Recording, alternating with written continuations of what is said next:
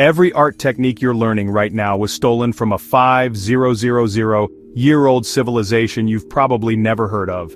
In the dusty galleries of the world's great museums, past the crowds gathered around Egyptian sarcophagi and Greek marbles, you'll find them. Small, enigmatic figures with enormous eyes, hands clasped in eternal prayer, staring out from glass cases with an intensity that can stop you in your tracks. These are the votive statues of ancient Sumer, and they represent nothing less than the birth of sculpture as we know it. Most people, if they've heard of the Sumerians at all, know them as the inventors of writing, the wheel, or perhaps the first cities. But what they created in stone and clay between 3,500 and 2000 BCE fundamentally shaped every artistic tradition that followed. Every time you see a portrait that captures not just a face but a personality, every time you encounter a sculpture that seems to breathe with life, you're witnessing the legacy of artists whose names we'll never know, working in the fertile valleys between the Tigris and Euphrates rivers. The story begins in a place that today we call Iraq, in the world's first urban centers. Cities like Uruk, Ur, and Lagash were not just political and economic powerhouses, they were artistic laboratories where human creativity was being systematically explored and refined for the first time in history. To understand Sumerian sculpture, we must begin with those eyes. Walk into any museum with a Mesopotamian collection, and you'll be struck immediately by the hypnotic gaze of these ancient figures. The Tel Asmar hoard, discovered in the 1930s at a temple site in modern-day Iraq, contains perhaps the most famous examples. 12 votive statues ranging from 8 inches to 2 feet tall, all with the same characteristic features: cylindrical bodies, hands clasped at the chest, and those enormous inlaid eyes. But these weren't portraits in the way we understand them. The Sumerians weren't trying to capture exact physical likeness, they were attempting something far more ambitious. They were trying to capture the essence of eternal devotion, to create objects that could pray on behalf of their owners long after death. The exaggerated eyes weren't artistic naivety, they were sophisticated theological statements. In Sumerian belief, the eyes were the windows to the soul, and by making them impossibly large, the sculptors were creating beings of pure spiritual intensity. The technical achievement here cannot be overstated. These artists were working with materials that had never been used for sculpture before: soft limestone, gypsum, and alabaster. They developed techniques for inlaying eyes with shell and lapis lazuli that wouldn't be seen again until the Renaissance. They understood how to create the illusion of fabric draping over cylindrical forms, how to suggest the weight of flesh beneath stylized clothing. But it was in their royal sculpture that the Sumerians truly revolutionized art. The copper head of an Akkadian ruler, possibly Sargon of Akkad himself, represents a quantum leap in artistic sophistication. Dating to around 2300 BCE, this life-sized head demonstrates a level of naturalistic detail that wouldn't be matched in Europe for another 3,000 years. Look closely at this extraordinary object, and you'll see something unprecedented in human art.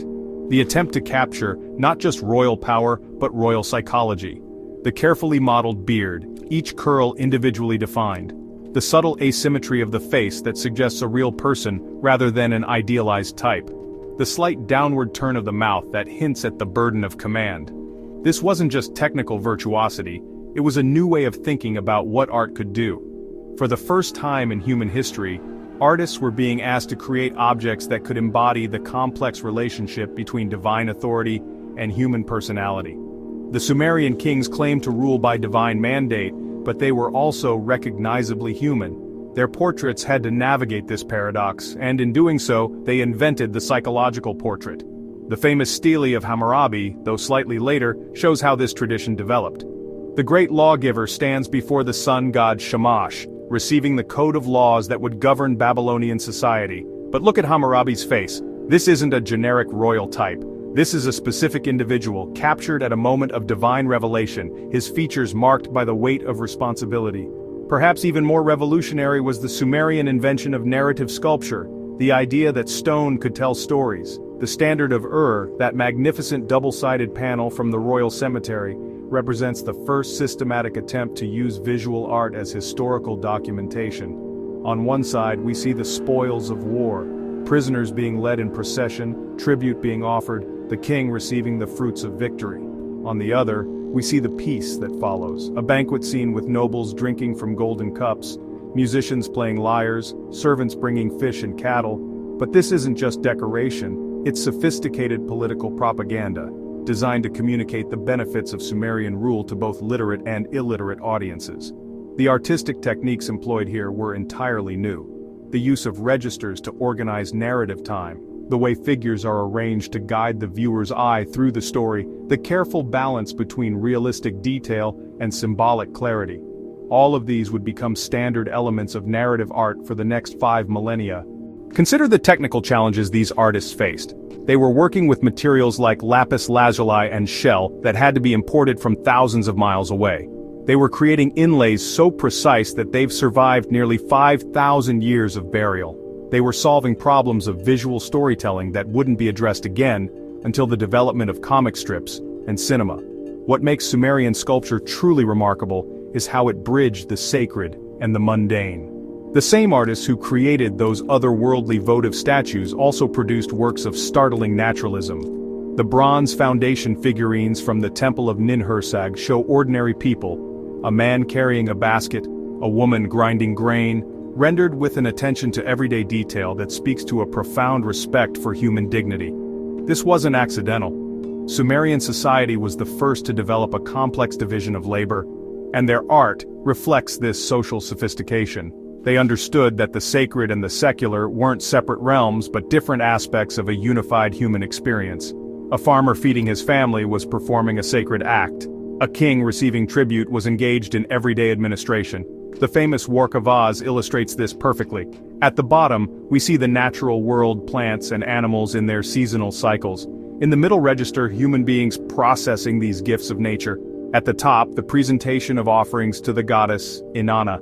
It's a complete cosmology rendered in stone, showing how human labor participates in divine order. This integration of sacred and secular would influence every subsequent artistic tradition. When we see medieval cathedral sculptures that show both saints and craftsmen, when we encounter Renaissance paintings that place biblical scenes in contemporary settings, we're seeing the continuation of an artistic philosophy first articulated by Sumerian sculptors. The technical innovations of Sumerian sculptors were as revolutionary as their conceptual breakthroughs. They were the first to master the lost wax casting process, allowing them to create bronze sculptures of unprecedented complexity. The life-size statue of Gudea, ruler of Lagash, demonstrates their mastery of this technique. Every fold of his garment, every finger of his clasped hands, is rendered with mathematical precision. But perhaps their most important innovation was the development of composite sculpture, the technique of combining different materials to create more lifelike effects. The ram in the thicket from the royal cemetery of Ur shows how they used gold leaf, lapis lazuli, silver and shell to create an object that seems to pulse with life. The ram's fleece is rendered in individual curls of gold, its horns in lapis lazuli, its face in silver. This wasn't mere decoration, it was an attempt to capture the divine spark that animates all living things. These techniques would spread throughout the ancient world. Egyptian sculptors adopted Sumerian methods for inlaying eyes and creating composite materials. Greek artists learned from Mesopotamian bronze casting techniques. Even today, when contemporary sculptors combine different materials to create mixed media works, they're following paths first explored in ancient Sumer. The mathematical precision of Sumerian sculpture also deserves recognition. Recent analysis has shown that their proportional systems were based on sophisticated geometric principles. The golden ratio, which we associate with classical Greek architecture, was already being employed by Sumerian artists 1,000 years before the Parthenon was built. As we stand before these ancient works today, it's worth reflecting on their extraordinary influence.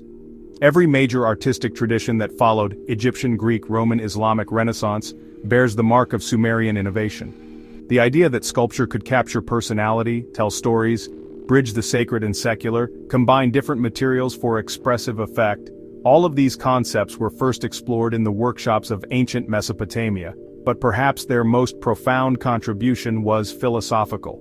The Sumerians were the first to understand that art wasn't just decoration or magic, it was a form of knowledge. Their sculptures were attempts to understand the human condition, to explore the relationship between individual and society, mortal and divine, temporal and eternal. When we look at those votive statues with their enormous eyes, we're not just seeing ancient religious objects, we're seeing humanity's first systematic attempt to use visual art as a tool for philosophical inquiry. These artists were asking the same questions that still drive artistic creation today. What does it mean to be human? How do we relate to forces greater than ourselves? How can material objects embody spiritual truths? The answers they provided in stone and bronze continue to resonate. Every time we encounter a portrait that seems to look back at us, every time we see a sculpture that tells a story, every time we witness art that makes the sacred accessible and the everyday profound, we're experiencing the continuing influence of those anonymous masters who worked in the world's first cities 5,000 years ago. Their names are lost to history, but their vision lives on in every art studio, every museum, every moment when human creativity reaches towards something greater than itself. In the end, that may be the most Sumerian legacy of all, the understanding that art is not just what we make, but who we are.